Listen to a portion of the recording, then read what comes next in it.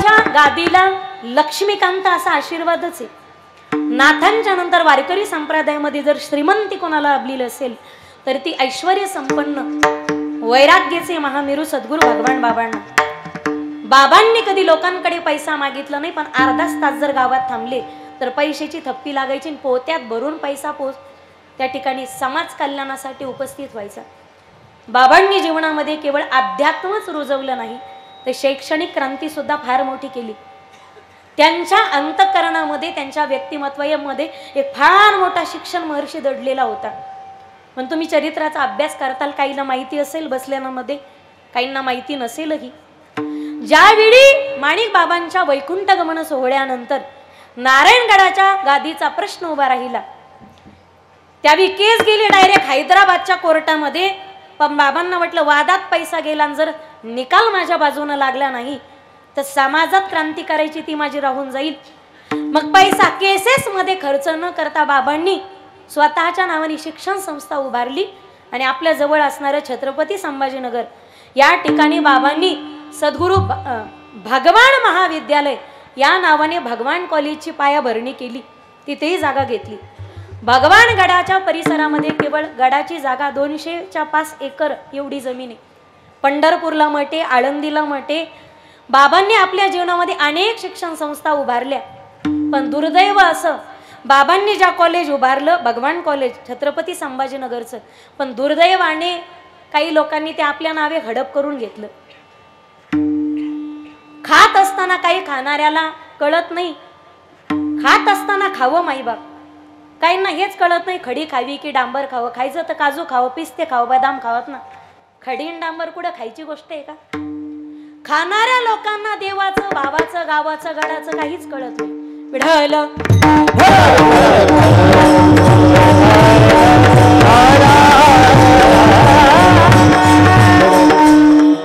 या विज्ञान युगामध्ये ज्यांची विज्ञान निष्ठा एवढी दृढ होती तरी अध्यात्म आणि विज्ञान यांचा चमत्कार करत मागच्या शतकामध्ये ज्यांनी पाण्यावर बसून ज्ञानेश्वरीचं पारायण करावं हा भाव आविष्कार संप्रदायामध्ये केला. विवेकानंदांचं एक गोड वाक्य आहे, विज्ञान आणि अध्यात्म यांच्या समन्वयातून जगामध्ये सुख आणि शांतता नांदू शकते. Union of science and religion spirituality will bring and peace for the humanity. Vitthal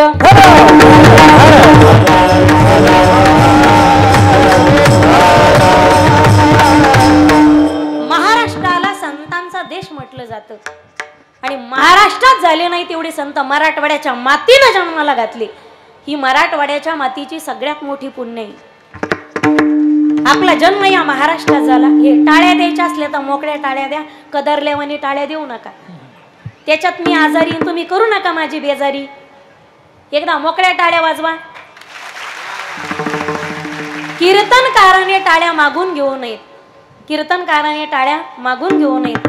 पण श्रोते जर कंजूष असतील, चिकट असतील, कृपण असतील, आता याच्या पुढचा शब्द मी वापरत नाही, तर मग टाळ्या काय, कीर्तनकाराने सारं मागूनच घ्यावं. कळालं त्याला धन्यवाद, नाही कळालं त्याला डबल धन्यवाद. त्यांनी उद्याच्या पंक्तीचा परसाद खाल्ल्याशिवाय घरी जायचं.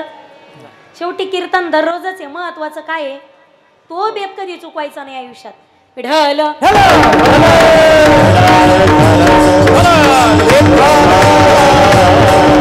अरे आग लगी आसमान में सर सर गिरे अंगार, अगर संत न होती दुनिया में तो जल जाता संसार. आपला जन्म महाराष्ट्रात भारतात झाला आणि संतांच्या नंतर झाला. देवाने इतर प्रकारच्या योनी निर्माण केल्या, त्याच्यात त्याने आपल्याला माणसाच्या जन्माला घातलं. कुणालाच नाही तशी ज्ञानात्मक प्रबल इंद्रिय दिली. हस्तो पवित्रो यदि दान पुण्यम, पादो पवित्रो यदि तीर्थयात्रा, कंठ पवित्रो यदि नाम घोषा, हयो पवित्रो यदि ब्रह्मनिष्ठा. हस्तस्य भूषणम दानम, सत्यकंठस्य भूषणम, श्रोत्रस्य भूषणम शास्त्रम, भूषणे किम प्रयोजनम. या 2 हाताची शोभा सांगितली त्याच्या भजनात टाळी वाजवण्यामध्ये.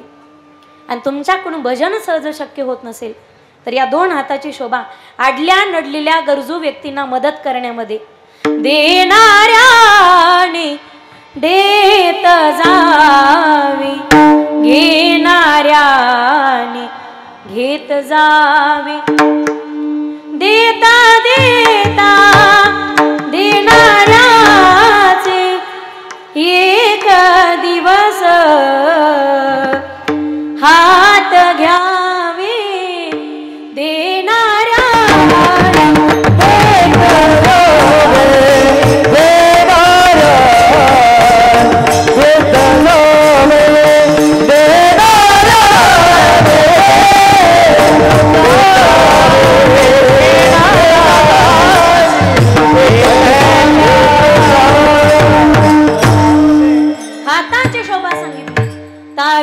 में तेज में चांद छुपे नहीं, सूरज छुपे नहीं, बादल छायो रीड पड़े रजपूत छुपे नहीं, माथा छुपे नहीं, मांगण चंचल नारी के नैन छुपे नहीं, चंचल नारी के नैन छुपे नहीं, प्रीत छुपे नहीं, प्रीत दिखायो तारो के तेज छुपे नहीं, सूरज छुपे नहीं, बादल छायो रीड पड़े रजपूत छुपे नहीं, दाता छुपे नहीं, मांगण आयो। कृष्ण को गोकुल से राधे को हैम्बरिंग मारते आवाज। कृष्ण को गोकुल से राधे को बरसाने से बुलाए रही, भक्ति विवश एक प्रेम पुजारी, फिर भी विपद लाए रही, भक्ति विवश एक प्रेम पुजारी, फिर भी विपद लाए रही। हाताची शोभा सांगितली, स्नानेत शुद्धी न तू चंदनेन, दाणेन पाणी न तू कंकणेन. दोन हाताची शोभा सांगितली. दान करण्यामध्ये, या उभ्या आयुष्यामध्ये, उभ्या जगतामध्ये देव न मानणारी पण माणसात देव मानणारी मी देव माणसं स्वतःच्या नजरेने पाहिली. तुमचा परमार्थ लोकाची मुंडकी मुडून लोकाचा काटा काढून असेल तर काढी लागलेला त्या परमार्थाला. देव न मानणारी देव माणसं सुद्धा जगात श्रेष्ठ आहे. हीच मुची प्रार्थनान, हेच मुचे मागणी, माणसाने माणसाशी माणसा समवागणी, हीच मुची. आणखी एक साने गुरुजींची प्रार्थना आहे, मी पुढे म्हणते, महिला मंडळ तुम्ही माझ्या मागे म्हणा. दादा विको देत असताना मॉनिटर मध्ये पण येऊ द्या. खरा तो एकची धर्म, जगाला प्रेम पावे. आता म्हणा, खरा तो. वाघ माझ्या चिमण्यांनो वा. खरा तो एकची धर्म, जगाला प्रेम पावे. खरा तो. आता थांबा. वा. जगी जे हीनती पतिता, जगी जे. असं ऐकला का आवाज? जगी जे दीन पद दलित. वा. तया जाऊन हसवावे जगाला. खरा तो एकची धर्म,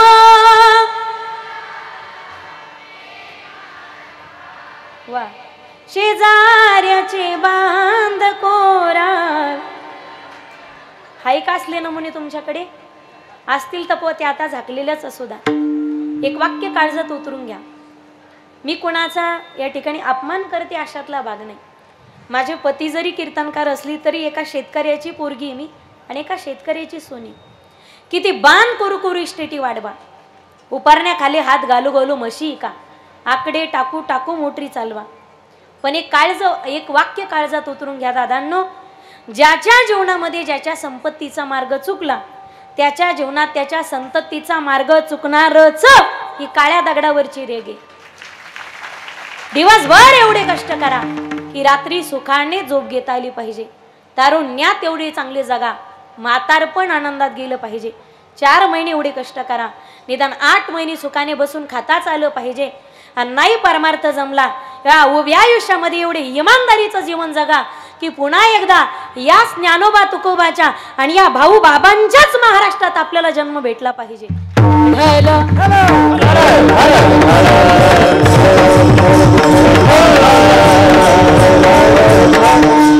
हाताची शोभा सांगितली दान धर्म करण्यात. माझा प्रश्न आहे माता भगिनींना, तुम्ही घरी सवाशीन जेव घालतात का ग? झोपल्या का काय? मी माईक घेऊन खाली येऊ का? मग बोला ना ग. तुम्ही घरी सवाष्णी जेव घालतात का पक्क्या पाकिस्तानी इथं? हे बघा, प्यार का वादा 50-50, अर्ध तुम्ही बोलायचं अर्ध मी बोलायचं, याचंच नाव कीर्तन आहे. तुम्ही खालून प्रतिसाद मला अपेक्षित आहे. तुम्ही खालून बोलल्याशिवाय मला फक्त एक्स्ट्रा बोलायचं नाही खालून ना. घरी सवाष्णी जेव घालतात का? माझी इथून पुढे विनंती असेल, घरी सवाशीण जेव घालताना कधीही श्रीमंताची बाई जेव घालू नका.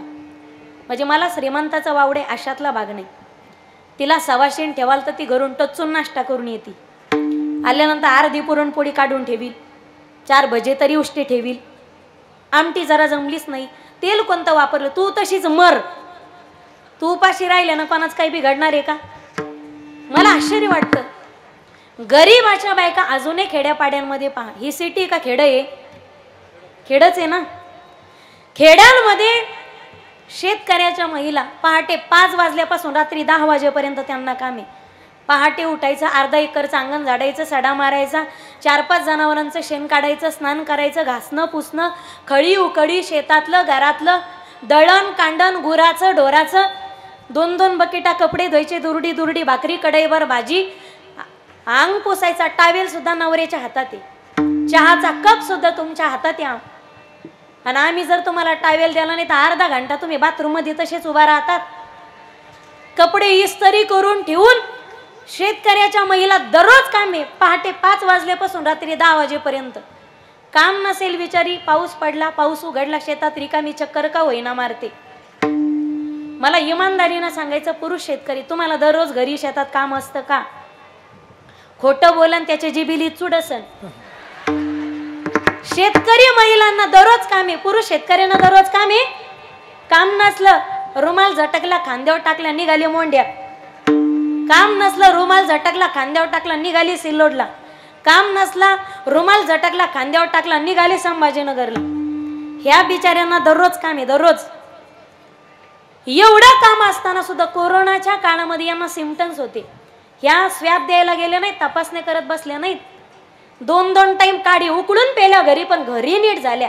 शेतकऱ्यांच्या बायका आहेत त्या. आजही साधी सर्दी झाली ना शेतकऱ्याच्या बायकोला, ती दवाखान्यात जातच नाही. 2 रुपयाची गोळी आणते, घरी वाफ घेते, गोळी घेते आणि 2 दिवसामध्ये रेडी होते, व्यवस्थित होते.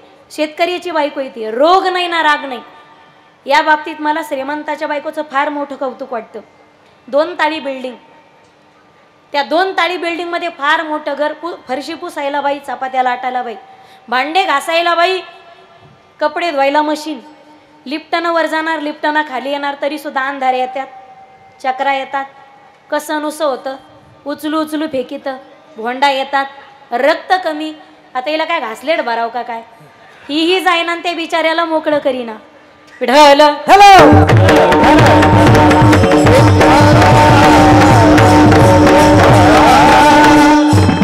श्रीमंताच्या बायकोला नाही, तोडाभर दागिनी जिच्या अंगावर आहे तिला कधी सवाशीण ठेवू नका. सकाळपासून लेकरा बाळाचं करता करता ज्या बाईच्या मुखात अन्नाचा घास नाही, तुमच्या घरी भांडे घासायला आली, शेतात खुरपायला आली, बरोबर 12 वाजता त्या बाईला घरी बोलवा. हळदी कुंकू द्या, पुरणपोळीचं ताट तिच्या समोर सरकवा. ती बाई सगळं चाटून पुसून खाते. वाटलंच पेपरमध्ये 2 पुरणपोळीवर 10-5 भजे गुंडाळून द्या. ती घरी जाते, तव्यावर गरम करते, स्वतःच्या हाताने स्वतःच्या लेकरांना बसून पुरणपोळी खाऊ घालते. माईबाप ज्या दिवशी पुरणपोळीचा गोड घास गरीबाच्या झोपडीमध्ये त्यांच्या मुखात जातो, त्या गरीबाच्या मुखावरचं समाधानाचं असून त्यांच्या डोळ्यातले आनंदाचे 2 अश्रू, त्या दिवशी पंढरीच्या पांडुरंगाचं आणि आळंदीच्या ज्ञानोबाऱ्यांचं दर्शन तुम्हाला गरीबाच्या झोपडीत झाल्याशिवाय राहणार नाही. अरे गरीबों का कोई मजहब नहीं होता, उनको रोटी खिलाने वाला ही उनका भगवान होता है. तुम गरीबों की सुनो, वो तुम्हारी सुनेगा. तुम 1 पैसा दोगे, वो 10 लाख देगा. तुम गरीबों की सुनो. अरे मंदिर और मस्जिद तो लोग जाए कि जिनके पास फुर्सत हो. मंदिर और मस्जिद वो लोग जाए कि जिनके पास फुर्सत हो. अरे हमारा तो फर्ज बनता है कि किसी रोती हुई बच्ची को हसाया जाए, हमारा तो फर्ज बनता है. नारायणगड सोडलं तेव्हा आंधळी आणि पांगळी रडत होते, बाबा तुम्ही गड सोडून चाललात, आता आम्ही कोणाच्या तोंडाकडे पाहून रडावं? तुम्ही किती श्रीमंत आहात माईबाप, तुमचा बंगला किती कोटीचा आणि तुमची गाडी किती लाखाची, यावर तुमची श्रीमंती अवलंबून नाही. तुमच्या डोळ्यात 2 अश्रू आले तर ते पुसण्यासाठी समाजातून किती हात समोर येतात ते अश्रू पुसण्यासाठी, यावर तुमची श्रीमंती अवलंबून आहे. इनका दामन पकड़ कर तो देखो, इनका दामन पकड़ कर तो देखो, उम्र भर का सहारा मिलेगा.